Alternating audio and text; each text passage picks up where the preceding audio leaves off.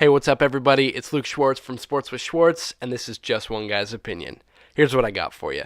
2013-2014 Super Bowl. The Seattle Seahawks down on the 2-yard line, led by Super Bowl MVP Russell Wilson. And on the other sideline is Mr. Deflategate, Tom Brady, waiting in anticipation. He hikes it. He goes back. He looks. He's not giving the ball to Marshawn Lynch. He throws. It's to Ricardo Luckett. Oh no! It's intercepted by Malcolm Butler, and we lose the game 24-28. Oh, that was scary.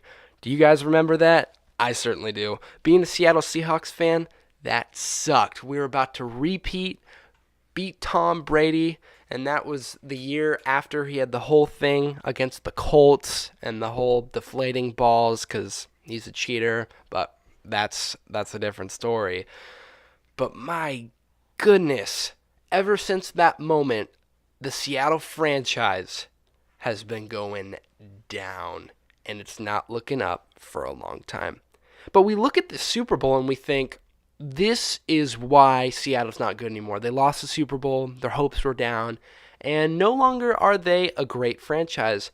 But there's a lot of contributing factors as to why the Seattle Seahawks are no longer Super Bowl contenders. Here's a couple reasons. First of all, in 2011, when Richard Sherman out of Stanford was drafted, they still had two starting safeties on the team, which was Marcus Trufant and I'm forgetting the name right now, but not Richard Sherman. And both of them got injured during the season, so Richard Sherman had to take over. And on the team from previous years was also Cam Chancellor, Earl Thomas, and Brandon Browner. And now you add Richard Sherman, who's a great player from Stanford, and a high IQ, which is pretty nice too. Stanford, I guess they're known for their school and their smarts. So, yeah, you get or take what you see in education. Anyways, those four guys were unbelievable. They were talking, wow, this DB group, they're going to be something to deal with in the future. And when the Seahawks won the Super Bowl in 2013, it wasn't because of the offense. It was because of our defense. We won that 43-8 against what was claimed to be the greatest offense of all time, led by Peyton Manning, who's a 2-time Super Bowl champion, but he won his second Super Bowl after us. Of course, he can't beat us. We're the Seahawks. But our defense was amazing. And what we started to be called from fans around the league, and especially in Seattle, was the Legion of Boom, because we laid down the hammer. No team wanted to face us as their offense because we were good. We had Bobby Wagner, we had Michael Bennett, we have Cliff Averill. Man, take me back to 2013 because those were the good days. But after we won the Super Bowl in 2013, what happened was one of the Legion of Boom members, Mr.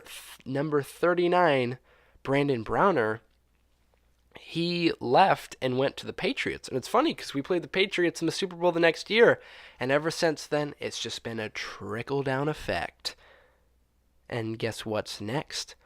Next, it was a couple of years where Seattle didn't have some good decisions as a general manager or as a business. Here's some of our defensive coaches that we had during our Super Bowl time in the Legion of Boom. First of all, we had Gus Bradley, our defensive coordinator. We had Dan Quinn, a defensive coordinator. We had DB coach Jerry Gray, and then D-line coach Todd Wash. These guys were great. These were excellent coaches, and that's why our defense was solid. But a lot of teams around the league were like, hey, if you're making them look really good, come and upgrade our defense. And Seattle wasn't going to pay them, and Lord knows why, but they left. And now Gus Bradley is the defensive coordinator for the Chargers. Dan Quinn is the Falcons head coach who took them to the Super Bowl in 2015 against the Patriots, but blew a 28-3 lead, and that was pretty pathetic. So we saw that happen. And then you also have DB coach Jerry Gray, who's now the defensive coordinator for the Titans. And then D-line coach Todd Wash is now the Jaguars defensive coordinator. I just named the Jaguars, Titans, Falcons, and Chargers.